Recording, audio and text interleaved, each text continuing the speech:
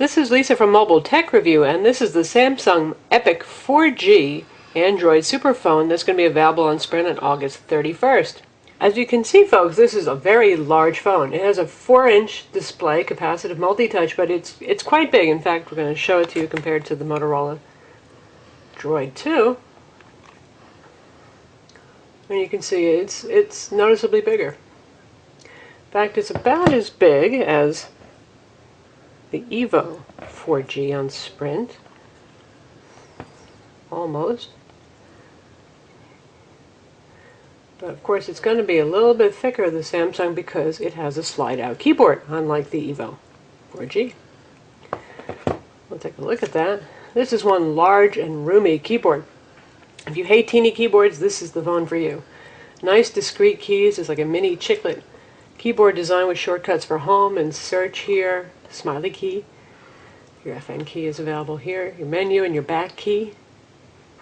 And you can see that there's some relief to the keys. So, though this is relatively speaking a fairly thin device, we've got some travel here. It's a pleasant keyboard to type on. I really like it.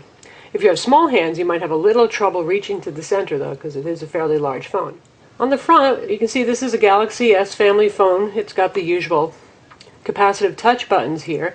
Unfortunately, as with the Vibrant and the Captivate, the buttons disappear when the backlighting goes off, so you really kind of have to memorize where they are. If you tap at them and you get it right, they'll start to light up, but that's not the ideal way to do things.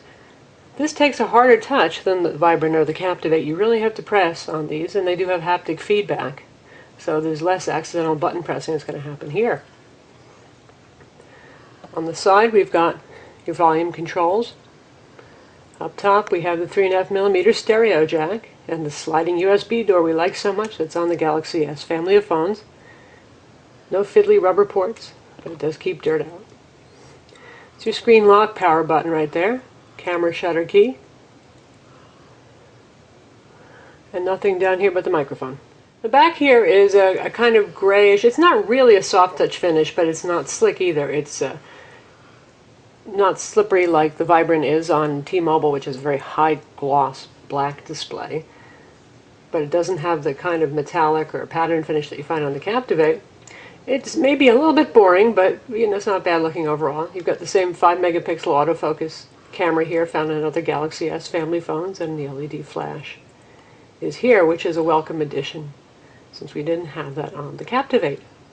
Take the back cover off. It's just a pry-off back, and you've got the 1500 milliamp battery over here, the micro SD card slot, and the 16 gig card comes with the phone.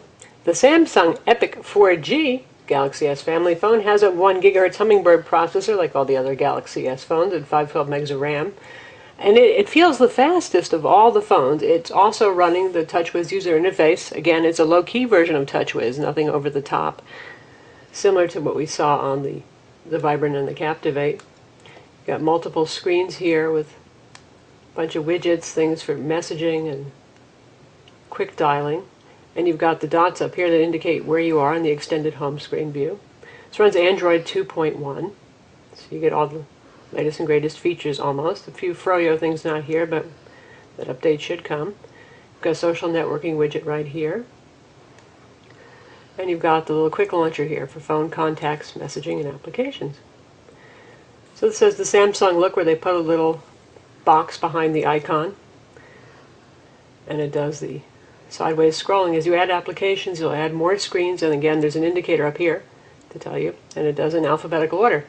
So I still like it better than the infinite scrolling that you have on Android phones going up and down to get to all the apps.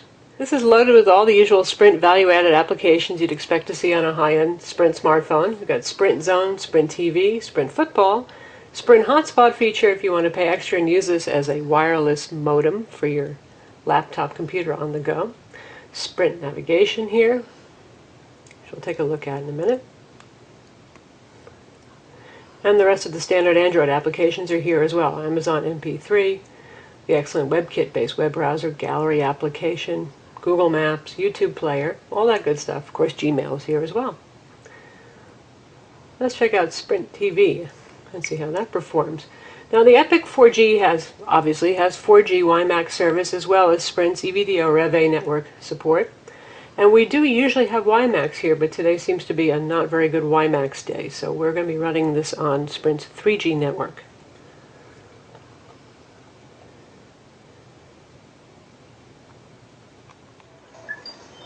Scott Dunn.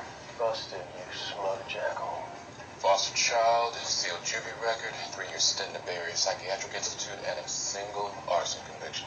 Where he burns his hands in a fire. He hit all the cliches. So that's Sprint TV over Sprint's 3G network. I want every bit of research. So as you can hear, the Samsung has a very good speaker. It's quite loud and very clear. It's certainly great for annoying your friends when you're watching TV, and you'll definitely be able to hear this in car for navigation unless you drive something really sporty like a Ferrari or a convertible. Next we're going to take a look at Google Maps.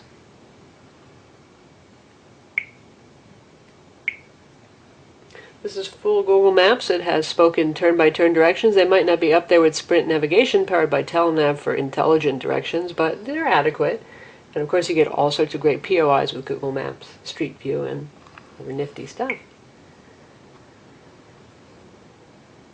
One thing you might have to do first is to go into settings and make sure location services are turned on. As we've heard with the Galaxy S phones being the latest Android phones to come out, Google has changed their privacy settings requirements, and what use wireless networks is turned off by default. Tower triangulation, or use wireless networks, speeds up location acquisition greatly, so you should turn that on like we just did. Press and hold on the home button, you get the task manager, so you can quickly switch back to Google Maps, and now we should probably get a much quicker location fix.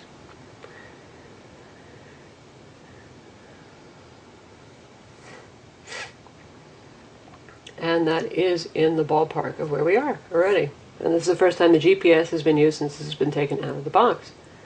So you can see map scrolling is quick. We have an accelerometer here. This also has a proximity sensor, haptic vibration feedback, and auditory feedback. You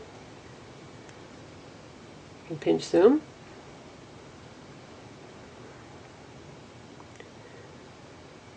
And you can press and hold to get Street View and other features.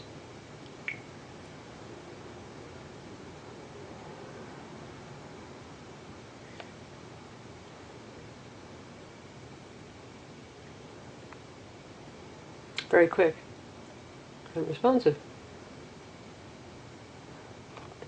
This really is a fast phone. I have to say, despite the specs being identical to the other Galaxy S phones on AT&T and T-Mobile, this one is running the fastest of all. Alright, next we're going to take a look at the WebKit web browser.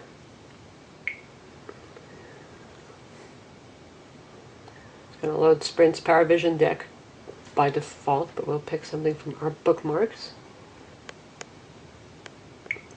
You've got visual bookmarks here, and any site you visited, you get a thumbnail. So first we'll take a look at our site.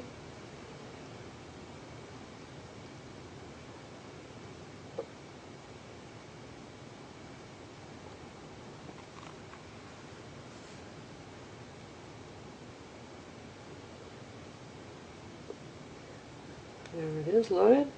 It hasn't quite gotten the ads yet. And there you can pinch and zoom. Now we'll try Engadget's site, which is usually incredibly demanding.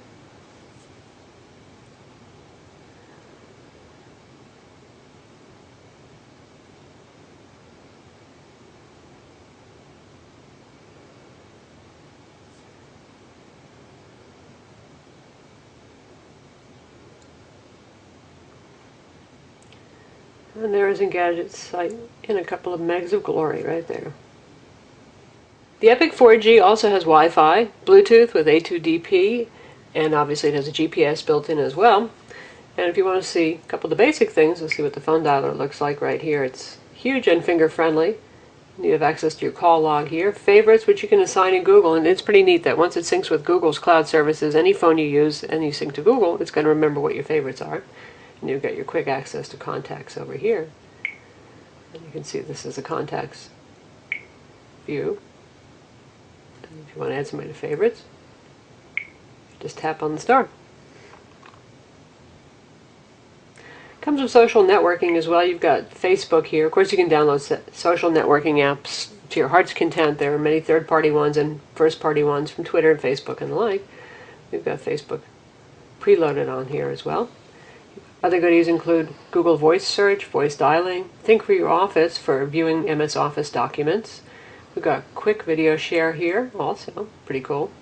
Sprint's NASCAR, a basic file browser, of course the music player, and YouTube. That's the Samsung Epic 4G on Sprint. It will be available for $249 with a 2-year contract. It's about $50 more than the non-keyboarded versions of the Galaxy S phones. And I'm Lisa from Mobile Tech Review. Visit our website to read the full review.